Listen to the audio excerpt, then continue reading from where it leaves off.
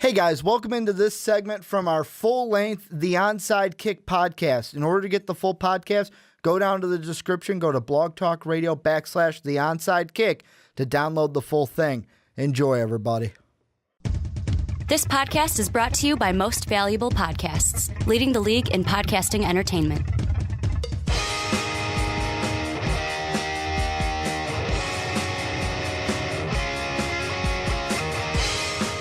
What's up, everybody? Ricky Widmer here, along with the Mark Weber. Dub them ease. And welcome into the Onside Kick here on Most Valuable Podcast. If you're watching on YouTube, hey guys, it's great to see you. If you're listening on Blog Talk Radio, iTunes, and or Stitcher, thank you guys for listening to us today and hearing our beautiful voices talk to you. But Mark, before we get into everything, we're going to be talking Tony Romo, Brandon Marshall signing with the Giants. We're going to take a look at the NFL draft and how some early quarterback signings affect the rookie quarterbacks coming into the league.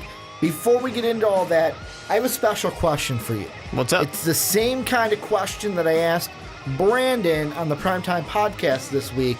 I want to know, do you think you could run a 40-yard dash in under 6 seconds? Yeah, completely. What time do you think you could run a 40? Give me a time. Are you gonna be I think I could. Ballsy? I think I could run it. No, I'm not going to be ballsy. I think I'm not really athletic anymore. No John Ross, no 4.22. No, I used to actually be fairly athletic back in the day, and I don't do anything anymore. Come home from work and I want to sit on the couch. I think I could run it in 5.6. Ooh, 5.6? Yeah. Ooh. I mean, I'm going safe of just under that 5.8. The reason why I do bring this up too is, like I said, I asked Brandon, and we actually had our first power rankings from a commenter. Put you at number 2 of the MVP crew, right behind Dave. I think that's good. Right behind Dave, right above I don't understand Brandon. Dave being first. I still don't understand that. Well, I mean, Dave used to swim in high school. He used to run cross country a little bit in high school. He was more of the swimmer, though. Yeah, cross country is about running for a long distance, not about running fast. You don't run fast in cross country. If anything, then Mike Rankin should be the one, because he's the one doing the 30-yard sprints in baseball. Yeah. The one used to that, the guy who used to play baseball in college. I played baseball, not in college. I played baseball back in the day. That was a while ago. So really, you and Mike should be 1-2 at the top. It's probably been, because we all know where I'm at. It's probably been over a decade since I've played baseball. Let's be real. We all know where I'm at. And Justin had me in the right position, right below Sean. SWAN. Yep. SHAN with the W. Yeah, it's like the scene. Yeah, kind of. But the thing about baseball when I played baseball is I really wasn't very good at it. I mean, I was okay. I could play the field. That was about it. Well, I was in the outfield all the time because I could get from point A to point B pretty quickly. So there's a pop-up, I could get there. So you were the quick kid. Yeah, I was the kid that they hoped would get walked so that way he'd be on base and then he'll get to third. If I'm on first, I will get to third. Or That's get hit. Not a problem. Or get hit by the pitch. Yeah, as long as I get on first, I will end up at third. Well, but we're going to talk about some football today. I want you guys to let us know. If you didn't watch the Primetime Podcast, let us know what you think about the MVP guys running a 40-yard dash. How would you rank us in times, 1 through 5, because we know I'm last. But we're going to get into some NFL topics today. As, like I said on the Primetime Podcast, okay, the banter is over to start the podcast. We're going to start with Tony Romo, Mark. And today the Cowboys officially they officially said that as of tomorrow, Thursday, Tony Romo will no longer be a Dallas Cowboy. They're going to release him. So that sparks the question. Last week we kind of talked about where will he go. This week, which teams need Tony Romo? Give me one. Yeah, I think, first of all, I want to say it's kind of dumb for the Cowboys to be like, yeah, tomorrow you better watch. That Tony Romo guy's going to get cut. Well, they couldn't cut him today. Tomorrow, I know, it's just kind of dumb. Tomorrow, or as you guys are watching and listening to this Thursday, is the official start of the league calendar year. I just think it's this whole 2-year legal tender period is just so silly of this might happen, that might happen, this is no longer going to happen, things like that. In the span of 5 minutes, I saw someone say that Kirk Cousins 100% will be in San Francisco. And then later it was 100% Kirk Cousins is going to stay in Washington. So a team that really, the team who 100% needs Tony Romo. This is the team that needs him more than anybody else is the Houston Texans. That is the obvious one. They need him more than anybody else because they've got the defense. They have got solid weapons on offense. They do not have a quarterback. That's what it comes down to. They're the best team for Tony Romo. And honestly, there's like 2 win-win situations. This is one of them. Well, what do you do? My first question to that is, what do you do with Brock the Cock? Like, if you say Houston... Sit him on the bench. Well, yeah, obviously you're going to sit him on the bench, but to me, when my question is, what do you do with Brock Osweiler? You threw this guy a huge contract, which we're now looking at it as it was a stupid move to throw Brock the Cock-a-doodle-doo. The contract that he was paid, only $4 million this past year, but it's going to jump up to about $16 million in base salary this year, then $18 million, then back down to $13 million for the base salary part. There are roster bonuses and the signing bonus in there as well. He's going to be a $19 million cap hit, 21 and then 20 for the next 3 years. Can you, if you're Bill O'Brien, if you are the Texans, can you justify yourself to have given this big contract to Brock the Cock, but then have to go out and get Tony Romo unless you think you can go get Romo for the cheapy cheaps? No, you don't necessarily need to get him for cheap. I think, you know what forgives all issues is winning. Yep. If you go and you get to win your division, you get into playoffs, you win playoff games, nobody cares how much money you spent on Brock Osweiler. They don't. It's like I always say, we talk so much about reaches and, should that team have really traded up to get him because they could have got him elsewhere? Yeah, but you know what? If he performs well, that's all that matters. It doesn't matter where he should have been drafted. What matters is where he got drafted. And that's the same thing for this. It doesn't matter if Brock Osweiler got paid a shit ton of money and it didn't work out, if there's another guy there getting money and winning. That's the Matt Flynn and Russell Wilson situation. Matt Flynn got paid big bucks, didn't start a game. Matt Flynn got paid for 1 game. Yeah. I think he did start. Did he start that Week 17 game? I thought they said. Well, no, he didn't start in Seattle. Oh, okay. He started that one Week 17 game through a bajillion touchdowns that game. Yes. Through 6 touchdowns. Was that against the Lions? Always against the Lions. It's always against the Lions. I think he's played the Lions twice, actually. And then he got paid because he of got that. paid, never played. Russell Wilson came out and, hey, they won a Super Bowl. Not that year, but they did win a Super Bowl. Nobody cared that Matt Flynn got paid. Well, the thing is, and this is my question with just the Texan situation before we move on to some other teams, the contract that Romo had, maybe we should have started off with this. Romo's contract for the last 3 years in Dallas that are now basically moot because he's getting released, $14 million, $19.5 million, $20.5 million. If you're Tony Romo, are you expecting that same kind of ballpark number, or are you expecting, hey, I might have to take a pay cut to go play with a team? Well, I don't necessarily know if Tony Romo's saying I might have to take a pay cut. I think he's at this point in his career where he has to say, hey, I'm 36 years old. I'm willing to do anything to win. Yeah, exactly. I'm going to be 37 by the time I get to play again. So, you know what? If I have to take less money and I get to win a Super Bowl and finally shut up the doubters because now I have a ring. They had the stat that they were showing. I don't remember exactly what it was. Tony Romo's of all the quarterbacks who have not won Super Bowls, Tony Romo has the highest passer rating. I think it was like a 92 or something like that. Someone fact check me. But so yeah, it's just this interesting thing of like, hey, he's got to know that this is the end. He's got to do this. He's got to go to one of these teams where he can go and win. And if he needs to pull a Tom Brady and not get paid too much money, at least on paper, so that way the team can go do what they need to do for him to win, that's what he's got to do in that case. Well, and the reason I'm saying this is the team that I believe needs him the most. Which team needs him the most is the Denver Broncos. But the Texans and the Broncos are in, there's one big difference, but they're both in pretty much the same situation. There's 2 differences. 2 differences, but they're in the same situation. They're both teams that have weapons for him to use in the offense. DeAndre Hopkins, Will Fuller. On the Denver side, you're looking at Sanders, you're looking at Thomas in that offense. And then they both have dominant defenses. The Texans defense, best scoring defense in the league last year. The Broncos, pretty damn good defense, although they did not make the playoffs. Like I said, they weren't. Got to throw that out there again for all my Bronco fans.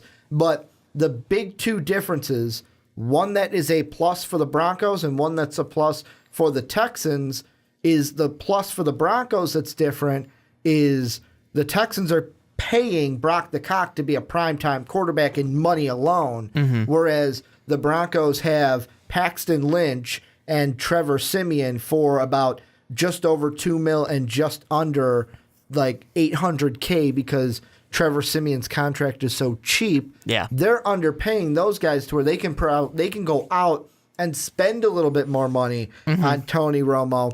But the positive for the Texans, which might be a bigger one, is it's easier for the Texans to win their division with Tony Romo than the Broncos, because the Broncos have to go up against the Raiders and the Chiefs.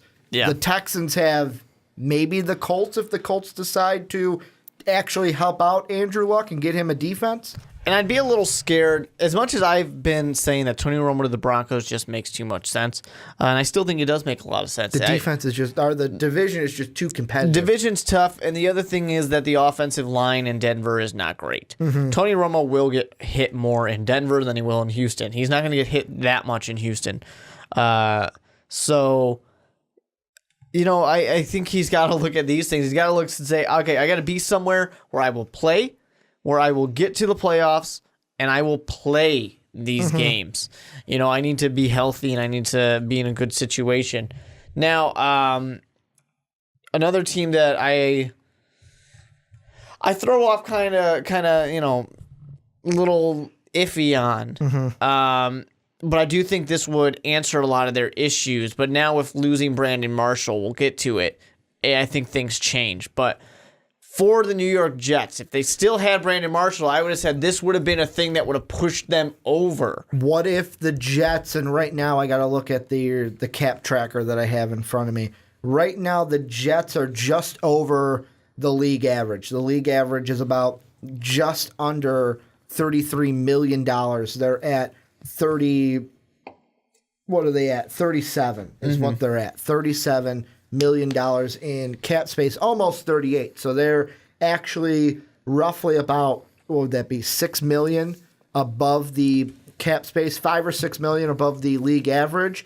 What if, and the Jets, what if they went out and said, hey, we lost Brandon Marshall, we want Tony Romo because our quarterbacks suck, but we got to get him a weapon. Let's go out and spend on Romo and Alshon. Not going to happen, but like if you're talking about, oh, well, we lost a weapon, why would we bring in Romo? Alshon's still sitting there. The Bears, the last article you see on ESPN reads, the Bears are moving slowly with free agency, or with free agent Alshon Jeffrey. Basically, the Bears' motto is, or what it seems is, go test the market, big guy. When no one wants you, we'll be here with the lowly, with a lower contract than you wanted. We'll be here for you. Yeah, which is fair. It definitely is, especially because, you know, they're not in a situation to win anyways. So I think that would have made sense if they had that weapon there, only because it would have pushed them over. Decker still. Now the problem is, Eric Decker's not that great when there's not somebody on the opposite side. And I still always say New York Jets defense is better than people think it is. The problem is then you run into Tom Brady all the time. Yeah. You're going to run into him twice a year. And that's why, thinking back, the Texans, to me, might be, you might have talked me into it. The Texans might be the better fit for Tony Romo. I think the team, it's different. The team, to answer the question that we're asking, the team that needs him is the Denver Broncos. Because to me, the Denver Broncos don't even make the playoffs with Tony Romo. The Houston Texans might be the better fit because without Tony Romo, with Tony Romo, the Texans will be able to get to the playoffs just because of their division that they play in, especially this next year. How does Marcus Mariota come back from the leg injury? The Jacksonville Jaguars, do they ever cash in on that potential that we talk about each and every year? I even bought in on one of our predictions before the Tony Romo injury messed everything up. I had the Jacksonville Jaguars as a playoff team before I said, no, I'm going to put the Raiders in as my shock team over the Jacksonville Jaguars, which, thank God I did that. But Jacksonville and Tennessee, might not be division favorites. I mean, if Marcus Mariota comes back and is Marcus Mariota, the Titans are right there. And then the Colts, it's like, yeah, you got Andrew Luck, but all depends on when they get him help. What does that team have? I'm looking more defensively. If you don't have a defense, you ain't going to compete. So if I'm Tony Romo, I can say if I'm looking just between the Broncos and the Texans, this team I'm for sure probably going to make the playoffs as a starter. The other one I'm not, because I didn't mention the Chargers, and I know San Diego fans are probably going to be, oh, well, give us some respect. They did that the last time we mentioned them. Yes, they are a pretty good team in that division, although they were number 4 in the division. Now they have a new head coach to spark things over. I would just stay, if I'm Tony Romo, I would stay away from the Broncos because of that division. Yeah. Just because of that division. But there's even people saying that another team in that division, the Chiefs, could go after. I mean, it's a long shot, but people are even throwing out the Chiefs to take Tony Romo. And if I'm Romo, why would I go there? No. Why would I go there? I'd go with the Jets if it's Jets or Chiefs, I'd go with the Jets just because I'd start. Mm-hmm. I mean, yeah, I might be able to win a Super Bowl in KC, maybe, but I ain't going to be starting. It's going to be Alex Smith. No, I would. If I had Alex Smith and Tony Romo, I'd start Tony Romo. Over Alex Smith? Yeah. Oh, yeah. Tony Romo's a better quarterback. Without Really? a doubt. Are they? Oh, yeah. Is he? Oh, yeah. Look at his fucking stats. Okay. With the Chiefs, I just think maybe it's the Alex Smith is game manager, so he inflates his stats. don't fix what ain't broke. It wasn't. It wasn't Alex Smith that lost you that playoff game. It was your explosive offense was not explosive anymore. Yeah. The Travis Kelce machine and your running back, what was that? Tyreek Hill, was that his name? The explosive running back that came out of the weeds for like 2 weeks or 3, 4, 5 at the end of the season that everyone fell in love with. Those weapons didn't produce and didn't turn into points. It was not Alex Smith that lost you that playoff game. But I think it comes down to me, the two teams that this is coming down to now are the Broncos and the Texans. I would have said the Bears if the Bears didn't go out and get Mike Glennon. Bears never made sense because the Bears are not in a position to win anyways. Well, I As a always team thought that there would needs him, it doesn't make sense. They don't need him. I thought it would be the typical Chicago way of we got to try, kind of what's going on with the Bulls right now. We got to try to stay at mediocre, get that extra playoff ticket, get that extra revenue. I know in the NFL it's a little different because, well, if you're a wild card team, you don't get the revenue from that one playoff game because you're playing on the road. But I want to throw out one more team, and this is a team that I don't think he's going to sign with. I know for a fact he will not sign with, but I want to throw it out to you. Give me your best pitch. Okay. You are now the president of football operations for the Cleveland Browns. Congratulations, Mark. Give your best pitch for Tony Romo to put on the orange helmet. There's nowhere to go but up. That's pretty much all I can do for you, Tony. No, I think what I would say in that case is like, hey, man, we got 2 first-round picks this year. We're going to rock both those picks. We started very low. We're going to have one of the easier schedules next year. Started from the bottom, now we're here. Yeah, right? I kind of avoided saying it that way. You might have noticed. We're going to have one of the easier schedules next year, and at least we're supposed to. And it's going to be not that hard of a ride into the playoffs for us. We're going to surprise teams. Our defense is not as bad as people think it is. We just need a quarterback. Yeah. We need somebody to score points. That's what we couldn't do last year. The reason why we were such a bad team is we could not score points. You will help us score points. You're not going to win that, that your elevator pitch there is not going to get Tony Romo to buy in, but nowhere to go but up, buddy. The one thing I want to mention, this is going to tie into the kind of topic that we'll have. I'll save the exact overalls for our rookie quarterback conversation, but if you look at the last 10 years of the 12th overall pick, because we know the Browns are going with Myles Garrett number 1, they're not going to take a wide receiver. If they got Tony Romo, they're not going to be like, oh, we'll go Corey Davis number 1. Maybe 2, 3, or 4 of the last 10, 12 overall picks have been something special. The rest, Christian Ponder was one of them. That's right. Probably not that great, where you're kind of like, not like it's a decent talent, but it's nothing to write home about. But this is where, actually, before any last thoughts, that we need on Tony Romo before we move on?